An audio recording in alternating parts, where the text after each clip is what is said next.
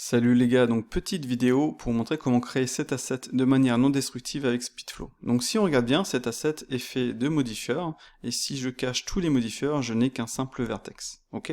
Donc l'avantage c'est qu'on a un contrôle total, c'est-à-dire que je peux modifier le diamètre, je peux modifier ceci aussi, vous voyez? Je peux jouer sur le screw pour jouer sur l'angle, pour jouer sur l'offset, comme ceci, pour jouer sur le nombre d'itérations, de subdivisions. Je peux aller sur le deuxième pour changer l'épaisseur, et je peux aller sur mon bevel pour éditer donc la taille de ce bevel. Et donc comme on peut le voir, on va avoir maintenant quelque chose de différent. Ok? Donc c'est plutôt pratique. Donc voyons voir comment faire ça. On va supprimer celui-ci, on va créer un simple vertex, comme ça. Je vais ajouter un displace, il va me déplacer mon vertex comme ceci. Donc j'ajoute le displace, il va me déplacer en X mon vertex. Maintenant mon vertex est ici, il était là, il est là. Avec S, je peux changer la position, maintenant il est ici. Ok? Je vais ajouter un screw modifier, et je vais directement cliquer pour être en free navigation, parce que je vais en ajouter un second. Donc je vais faire Shift Space, ça va m'ajouter mon second screw. Pareil, je vais cliquer pour être en free navigation, je vais faire G0, comme ceci, et je vais faire D. Vous allez voir, ça va nous créer des faces. Donc je pense que peu de monde le savent, mais avec le screw, on peut créer des faces.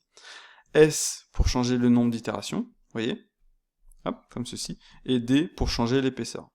Voilà. Avec la flèche droite, je vais sélectionner mon autre screw, et je vais faire D pour changer l'offset. Vous voyez, comme ceci. Si vous faites F, vous allez pouvoir créer ceci. Donc c'est comme vous voulez. On peut créer des ressorts avec cette technique. Avec G, je vais pouvoir changer, vous voyez, l'angle, comme ceci.